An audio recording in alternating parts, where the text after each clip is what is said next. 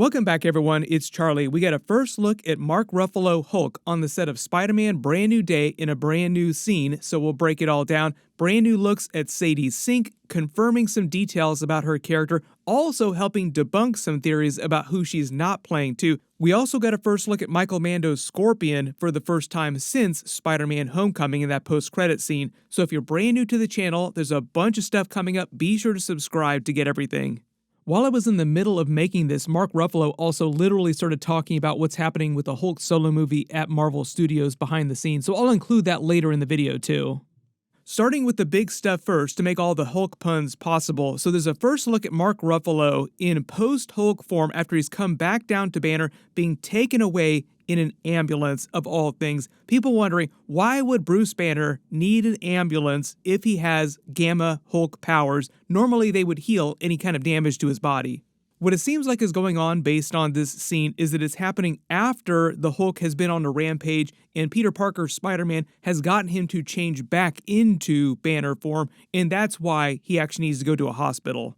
Kevin Feige had already confirmed that Bruce Banner Hulk was going to be in the movie. We just hadn't actually seen any scenes with Mark Ruffalo on set, so we had really no idea what he was doing. There were a lot of special effects, a lot of explosions going on in different buildings, so a lot of people were theorizing that that had something to do with the Hulk just going on a rampage as Savage Hulk. Like, something will happen in the movie to cause him to change back into Savage Hulk from the smart version of Hulk, Professor Hulk. Most of the footage we've seen of Spider-Man Brand New Day so far has just been Punisher-specific footage, with Spider-Man trying to stop Punisher from killing all the supervillains during the movie and whoever's working with him, which also gets into Sadie Sink's character too. We'll talk about that in a second. Part of the rumored plot that Marvel has talked about is that for a brief part in the movie, it will be Spider-Man versus Hulk versus Punisher, with them all fighting each other until they realize that they're all trying to work together. So a lot of people wondering, what would the Punisher be able to do against the Hulk? I mean, really, how would he be able to scratch him? The only real common connection that you could actually see here is that it has something to do with whatever the main villain of the movie is doing, which surprisingly we have very little information about. Of all the things that we've seen of this movie, we have not seen the actual main villain yet, who's supposed to be a female character apparently. There were a lot of theories early on about Mr. Negative being in the movie and using his powers to change the Hulk's alignment, changing him back into Savage Hulk mode, but a lot of scoopers are claiming that Mr. Negative is not inside the movie. We have no confirmation either way on that. That doesn't really make sense to me. Based on the actual villains that we know are confirmed in the movie, the only thing that we know that could affect the Hulk in that way would be like Scorpion's sting, and he's supposed to get a Scorpion suit in the movie to look more like comic book Scorpion, but it'll be a mechanical suit. Speaking of which, next big first look is at Michael Mando's Scorpion character, but notice he's in his white prison jumpsuit from Rikers Island that we saw at the end of Spider-Man Homecoming. This seems like it's happening after a big prison break, like he's being taken to the helicopter here. Notice he's waving at the crowd here. He's not waving in the scene, he's just waving at the people that are on set watching him film this scene.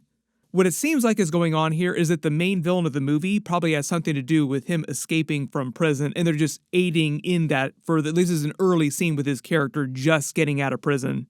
It might be connected to this other new scene that we also got a bunch of footage of Spider-Man trying to stop the tank that he was stopping in earlier scenes that we saw, which crashes into Rikers Island prison, creating this giant hole that seems like a bunch of supervillains escape in. Not totally clear what precipitates this, if the Punisher is driving the tank, because supposedly the Punisher is inside the tank when it's inside the city and Spider-Man is trying to stop him from killing a bunch of villains. That scene that we saw in the earlier trailer that Marvel released might be from a completely different part of the movie. But it seems like at some point he tries to stop this tank, it crashes into Rikers Island, creates this escape opportunity, and a bunch of supervillains get out.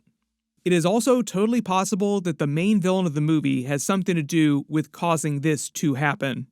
Now moving to Sadie Sink's first look. So we got first look at Sadie Sink in the movie. Notice that she's wearing camo pants, boots, but she does have her bright red hair like she would normally have. This is her normal hair color. There were a lot of theories early on about who she was playing. Is she playing a version of Jean Grey? Is she playing a version of Firestar from the classic Spider-Man cartoon?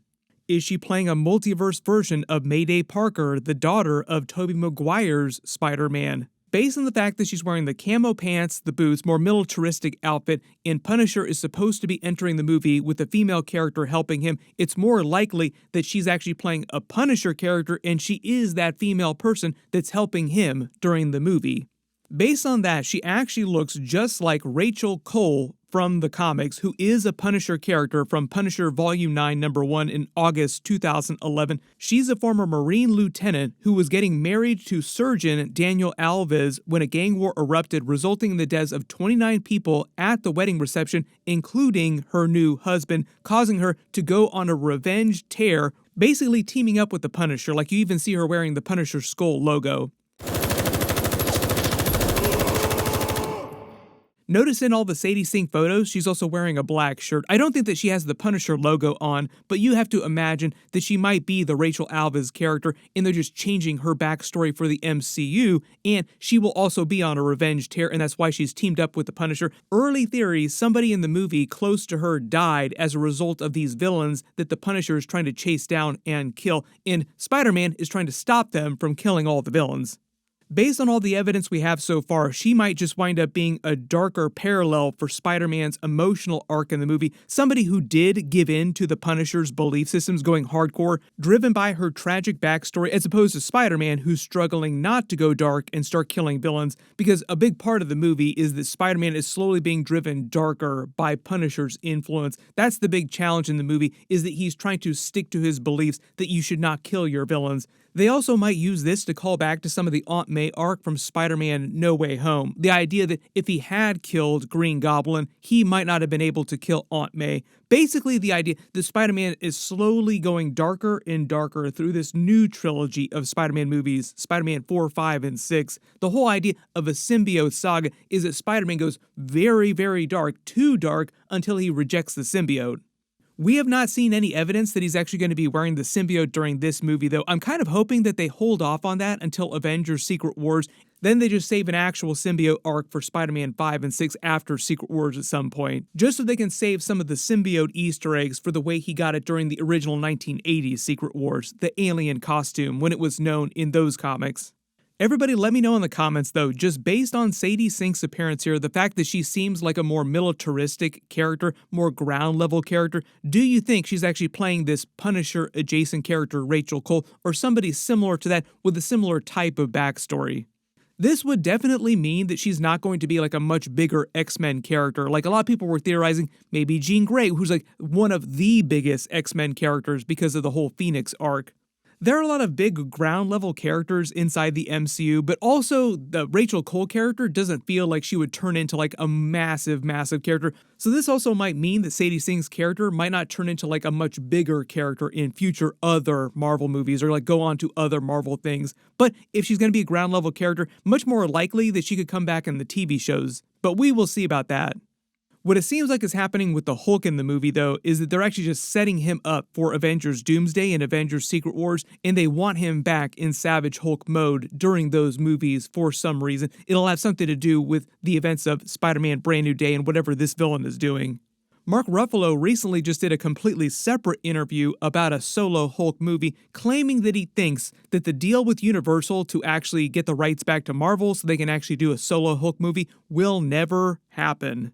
I'd love to have a solo Hulk movie. I mean, I don't know if you know the whole story of that, but it's not really owned by Marvel. It's a Universal property. We keep talking about it, what it would be, but I'd love one. And I do think the audiences would be into it if we could crack the nut of it.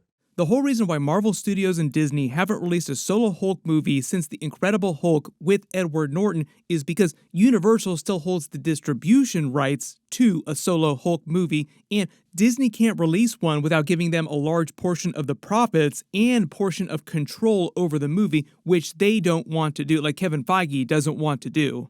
Based on the way it sounds like it, their contract for that is actually pretty ironclad, like it's not going to expire anytime soon. So the only way for Disney Marvel Studios to be able to do a solo Hulk movie is if they are able to negotiate the rights back, which it sounds like Universal is not willing to do because they think that the Hulk movies could still be so profitable, they're not willing to let those rights go up.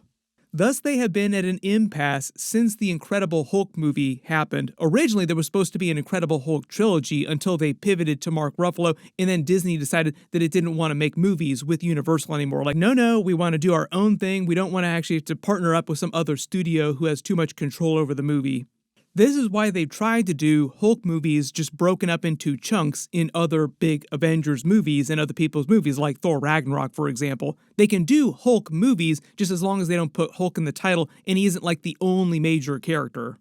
The reason why they were able to do the She-Hulk series is because the way the rights situation is worded, they're able to do Hulk TV shows, but that isn't very profitable for them because it's so expensive to do Hulk effects in general, not just She-Hulk effects, but also Hulk effects or anything like that. Big motion capture scenes all the time they're on screen. So if you wonder why Marvel hasn't done a World War Hulk movie at this point yet, Hulk is one of the most popular characters internationally, especially with younger audiences, so they do really want to do a Hulk solo movie, but just because of this rights situation, it's drug on forever, and it sounds like it will just continue dragging on. Post all your reactions in the comments below and your theories about the characters. I will do more Hulk-related videos if we get more information about them getting rights back or anything like that, but don't hold your breath on that. Like, it's probably going to be a couple years before we actually hear any development on that front. Probably the only thing that Disney could do is just write a really big check to Universal to get it back, and apparently the checks they've been trying to write to them have not been big enough yet. There's also been a lot of rumors that we might get some official Spider-Man Brand New Day footage at the end of the year with some of the big movies that are coming out, so we will see if that winds up happening. We literally just had New York Comic Con this past weekend. I did a whole bunch of trailer videos. Click here for my brand new Vision Quest trailer video. Click here for my X-Men 97 Season 2 trailer. I'll also include more in the description below. There is a whole bunch of footage. Thank you so much for watching, and I will see you guys in the next one.